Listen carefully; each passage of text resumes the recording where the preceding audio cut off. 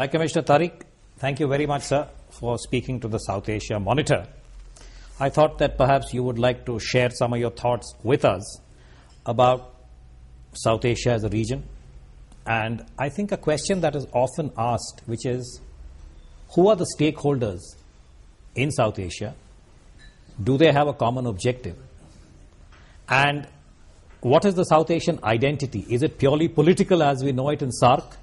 Or is there more to it? I mean, as a person, a distinguished academic who has spent a lot of time thinking about this, could I request you to share your thoughts on these issues? Well, Commander Bhaskar, first of all, thank you very much for inviting me to this show or this program. I am delighted to be here and to be sharing some of my thoughts. The question South Asian identity is, in a sense, a loaded question for me. When I was teaching government and politics and international relations of South Asia, this was a question in more or less similar forms thrown at me by students. Why is South Asia where it is? Why has it not moved forward and remained rooted in a sort of time warp? And it set me thinking. My own take on why we have not been able to move, I think, is I see it in a sort of dialectic sense. We formed the South Asian Association for Regional Cooperation in 1985. It was an idea floated by us and pursued by us. And when we floated it, first there was suspicion on the part of India that we were a stalking horse for Pakistan. And then similarly, there was a suspicion on the part of Pakistan that we were a stalking horse for India. So that is what set me thinking. Why this suspicion? If you take, what South Asia is today is essentially a post-1945 emergence of nation states in the era of decolonization. And if you take the trends, we were trying to set up something inspired by the model of then European cooperation, or European economic unity to cooperation, and then European cooperation. And partly, I think, in the peripheral vision was ASEAN, which had been sort of sitting but not really doing much when we embarked on SAARC.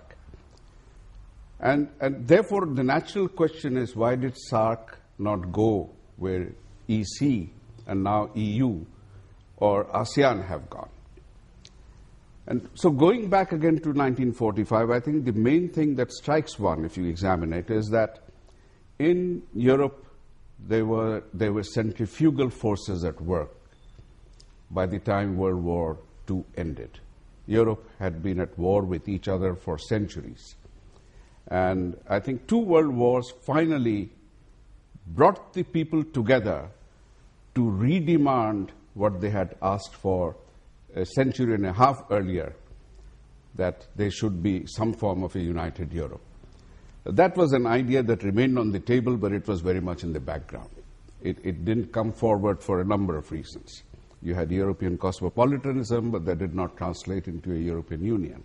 It was only after the savage destruction of World War II, and coupled with this, the rise of following the fall of the traditional colonial powers of the 18th, 19th century, and the rise of 2 megapowers of whom the Europeans were not sure. One was the United States of America, and the second was the Soviet Union. Different ways, but megapowers on the rise. So I think there were 2 forces at work, both sort of strengthening the centripetality. One, no more. We don't want to fight each other. We have had enough of fighting and bloodshed and ravage. We have to come together. So the idea of European Union revived. And second, coupled with this coming together was also that we are unsure what these 2 new megapowers are going to do. So, that sort of, and from there the Treaty of Rome and then the European Steel and Coal Community started the first set, and then it rolled. It kept rolling. and gradually graduating into political identity and cooperation, and then the idea of a parliament coming in, and then the idea of a single currency coming in, all sorts of things. It has been an organic evolution. In the case of ASEAN, which was the other example before us at that time, the ASEAN countries also had their own long history, perhaps not as long as Europe, but sufficiently long. Philippines versus Indonesia, Indonesia versus Malaysia, Malaysia versus, this sort of configuration was there until some members in the leadership, primarily led by Adam Malik and a few others, said that, look, we've had enough of this. We have to change. So there was this, what they call the spirit of Berkampung, or togetherness, creating an ASEAN togetherness. That was one element. So again, centripetal. The second was also a threat perception, as in the European case. The threat of China encircling them with Vietnam, or communism circling them. China, Vietnam, Laos, Cambodia. And not just that, but Chinese community within, who were looked upon as fifth colonists. So again, similar, slightly different, but similar things adding to the centripetality. And in our case, for not centuries, for millennia, we had been together. And then after 1747 or 1757, after the British came in, 200 years, and we made ourselves each other's enemies. They were centrifugal forces which were triggered off and then deliberately stoked to lead to what happened in 1947. I can see the academic in you coming to the fore, but if I could extrapolate, I think you have very lucidly outlined the European example, as also the ASEAN or the Southeast Asian example. Now, to my mind, as an analyst, I would say that both of them had a context, which is the strategic context. In one case, the Cold War. You call them the mega powers, the United States and the former Soviet Union. In the case of ASEAN, again, I think there was a political and strategic dimension. The United States encouraged ASEAN to form into what it did. So this is where I think if you could perhaps dwell, what is this identity, which we had, and we lost it in the colonial period? How do you see this, being resurrected, and who are the stakeholders in this? Yes. Despite the fact that partition took place, I think the basic acknowledgement that we were part of a shared history continued to remain. I think the divisions were more political than social. And that is the important thing. Once the division had been structured and formalized and created, it served the interests of those who, how shall I say, drove the division, to maintain that division, not only maintain that division, but deepen the divide and widen the chasm which separated. And so it did not suit as them that aspirations of the people to start questioning why have we divided should be allowed to the fore. I think that was one of the principal things. It was politics more than the social demand that did it. And then, of course, as you will see in the history of the region I'm saying, basically there was then a progressive but deliberate brainwashing of what history should be. There was a murder of history and a recreation of history in certain parts to foster and deepen the division. And the false narrative, which I think is the South Asian cross. Exactly. But if we look at what could be the possible, I would say now, building blocks. Now, clearly the political dimension is being addressed by the leaders and the initiative of Bangladesh and SAARC. But what about trade and culture? I thought these are two of the elements. Yes, and what is your experience? But look, within SAARC also, although it scrupulously, and I think in a sense it sort of constructed, made itself hostage, it avoided critically important issues like trade and economy and addressing political problems. It made a lot of progress in other areas, but not in the core areas of trade and economics. That came, I think, post-90, when after the end of the Cold War. After the end of the Cold War. So we remained a hostage to the Cold War until more or less late 80s and early 90s. once the trades loosened up, it did create some space for thinking once again that can we reunite in terms of economic integration. But unfortunately, that still remained hostage to the politics. And that is where I think the SAARC idea itself has been evolving. Why, without denigrating the SAARC process or in any way trashing it, the idea is now more and more gaining ground that within SAARC there are sub-regions. Can we focus on sub-regional cooperation, which would be on a fast track, while the slow SAARC track would go along, lumber along, it would derail, it would, But, I would imagine this begs the sort of almost fundamental question that unless the bilaterals are robust, can we move to the sub-regional? For instance, we have India-Bangladesh as one example. We in India have our India-Nepal, India-Sri Lanka, which have different, I would say, rhythms. Now, whether you talk about BIMSTEC or you talk about the Kunming initiative, how do you really, I think, harmonize the bilateral with the so-called aspiration of the multilateral? Without the bilateral, the multilateral cannot come. You see, even in the sub-regional cooperation, if you will recall, in 1998, SAARC adopted sub-regionalism as a way towards lending dynamism to the SAARC process. In other words, 4 or 5 states, if they wanted to pursue something, they could do that without the previous insistence on unanimity. That it should be SAARC. Yeah. Okay. And however, then it sort of remained dormant. It did not really take off the ground. That was still, I think, because bilaterally, we remained still hostage to the bilateral paradigm. It was only when India finally disagreed, and this was a very recent phenomenon in 2009. I can perhaps even quote you the time, if I were to look in my diary, of when this first indication came, of breaking out of this bilateral box and saying, no, we are now ready to talk trilaterally and quadrilaterally. And this is when you were in Dhaka, right? When I was here. Okay. I just joined. So, after Sheikh Hasina's visit, this was the first major, I would say, defining moment in moving from bilateralism to trilateralism and quadrilateralism. This is basically reviving what was founded in 1998 as the South Asian Growth Quadrangle. India, Bangladesh, Bhutan and Nepal. Yeah. Foreign minister level committees were formed, council were formed, 4 areas were defined, but then it never moved. Instead, what happened was BIMSTEC came up. BIMSTEC was Bangladesh, India, Myanmar, Sri Lanka, Thailand, economic cooperation. That was perhaps a little more comforting at that time, perhaps for Sri Lanka and Bangladesh also, because, when you look at the map of the subcontinent or South Asia as we see it, you see that the psyche of these very small countries, or the smaller countries, tends to be dominated by the size of India looming all around it.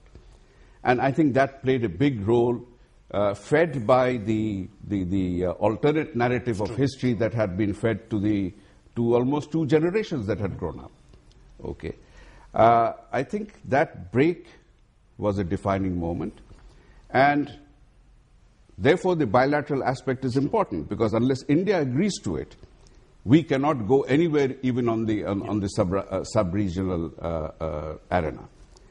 And I think we are making good progress. So, coming back to SAARC having sub-regions, I basically see SAARC as having 3 sub-regions. There's the eastern sub-region, which was the South Asian Growth Quadrangle, Bangladesh, Bhutan, Nepal and India. There's the southern sub-region, which is India, Sri Lanka, Maldives, and, if Seychelles, you enlarge that, Seychelles and others would come in. And then there's the western sub-region, which is the most difficult, because it was India, Pakistan first, then Afghanistan joined, so a complex situation became even more complicated. And I think, in this sense, the previous insistence of SAARC on having unanimity and excluding political contentious issues was a self-restrictive device which did not allow SAARC to float. SAARC summits were very useful because they achieved more on the sidelines outside the conference table rather than at the conference table, which just resulted in declarations which were very fine declarations of intent, but it didn't really take the process. Implementation was But all I think, this is a thought that seems to be now, in a way, I would say, spreading in the region, that if you talk about South Asia and the three clusters, the Eastern, the Western, and the Southern, that India provides what I would call as the central traction, given its size and given the scale of the economy. And to use the sailor's metaphor, that all boats can rise together. So from your perspective, both as the Bangladesh High Commissioner and somebody who's been looking at South Asia as a region, do you think the indicators are positive? Because there are many activities now that are going beyond the state. Yes, I think my experience so far has been that it's been very positive. It has a lot of promise. I think sub-regionalism is about to take off in the Eastern sub-region. Both bilaterally with a number of measures that the Indians have very graciously agreed to. Trade is opened up or is in the process of opening up dramatically between India and Bangladesh. Bangladesh in the same process sees the Northeast as an area of opportunity. It historically was an integrated economic unit with the Northeast. There were some rhythms that were very, very... Exactly, and those were disrupted somewhat in partition, but not entirely disrupted. It was the 1965 war that dropped a sort of iron curtain, or the equivalent of that in South Asia, in this part of South Asia. So we are in the process of reconnecting. We are in the process of rediscovering each other. We are in the process of rediscovering each other's potentials. We've just completed participation in the second Guwahati International Trade Fair, where we showcased not just Jamdani sarees and the like, or Ilish Mach. It was not there at all.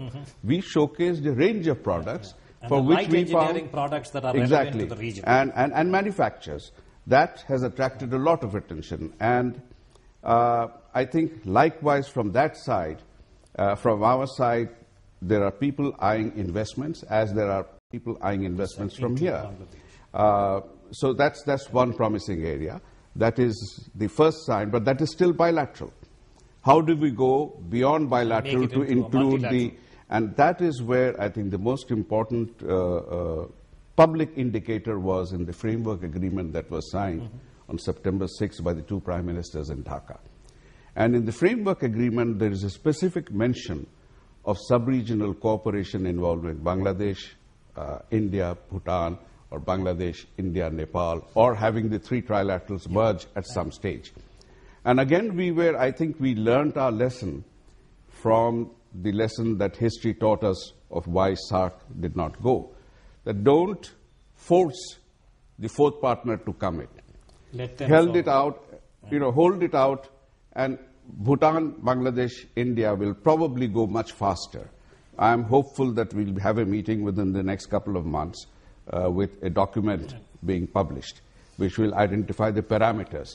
Once that takes off, it will be an indicator that Nepal, which is having some internal problems but reaching, hopefully, political stability, will also come. This really brings us to the next point, which is that the moment you have this kind of a consensus emerging or building, environment is a very serious challenge for the entire South Asian region.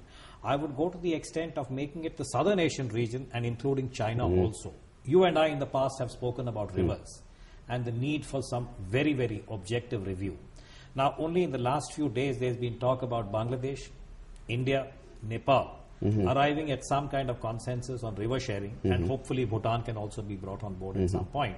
So, with your own, again, reading of the political pulse and the imperative of environment, how do you see the environmental issues playing out? Because South Asia is critically vulnerable, from Maldives, I would say, to Bangladesh, to Nepal, to India. Absolutely.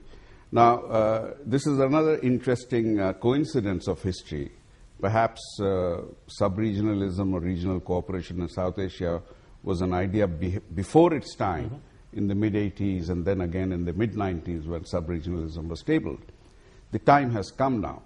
One of the things which was lacking, I mentioned two ingredients in the example of Europe and ASEAN. One was the feeling of togetherness. The second was an external threat perception.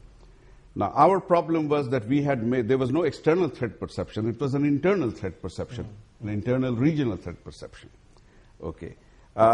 Now we have an external threat perception, which is common to all of us, and that is global warming, climate change, and the effect it has on the glaciers which feed our rivers, and on the rivers which are, both sources of great joy and also great anguish. And for Bangladesh, I think it was very natural to think about the problems of river management and the problems of rivers drying up or having too much water, because we are at the lowest receiving end of it. All the upper riparians, the Himalayan rivers in the northeast flow down, and their natural trajectory is drainage is through Bangladesh. I learned an important lesson when I was in China from 1988 till 91. And in a meeting with the Chinese Vice Minister for Foreign Affairs, when our secretary was there, I asked a sort of very, let me say, a time-filling question in the beginning before we started the talks, that how did you manage to control your river of sorrows? I was referring to the Yellow River. And I had a laconic answer to that question, a one-word answer which said, manpower. So we were all puzzled by that. And we said, excuse me, can you tell me what you mean by manpower? He said, look, a river has a personality of its own from the headwaters, where the waters are generated, to the mouth, where it drains into the sea. You cannot control a river in segments. From our experience, and they were citing experience over 4 millennia. Okay, you put a lot of money, 5 million, 10 million, or $1 billion somewhere for some project. After 5 years, you find the river has bypassed the project.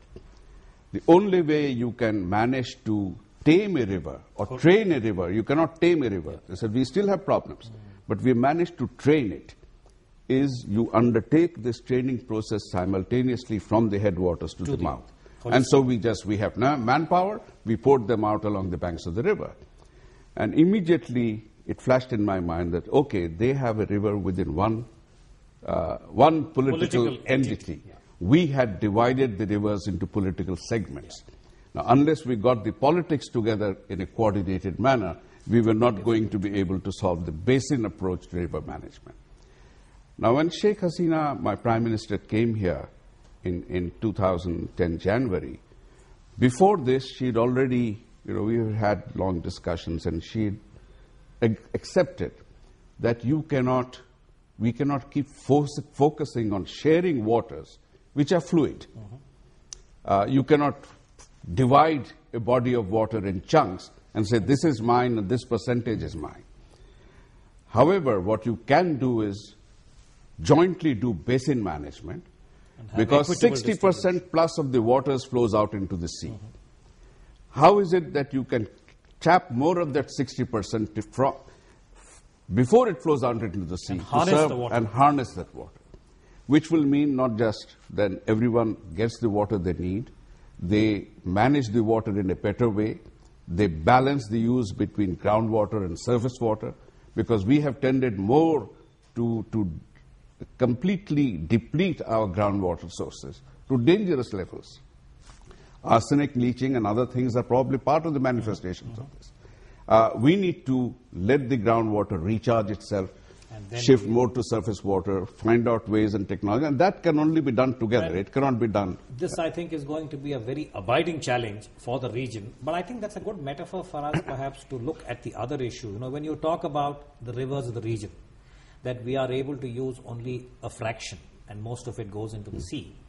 South Asia is also distinctive for its demography and the so-called youth bulge. Now, if you look at the region collectively, this is a cause for anguish again, that we are not able to provide adequate levels of education. And once they're educated, at least in the Indian case, employment. Now, Bangladesh has done some very commendable work in terms of improving the human security indicators in certain niches. Again, is there something that South Asia can perhaps glean or, put our heads together collectively to ensure that the talent of the youth is not wasted or led astray?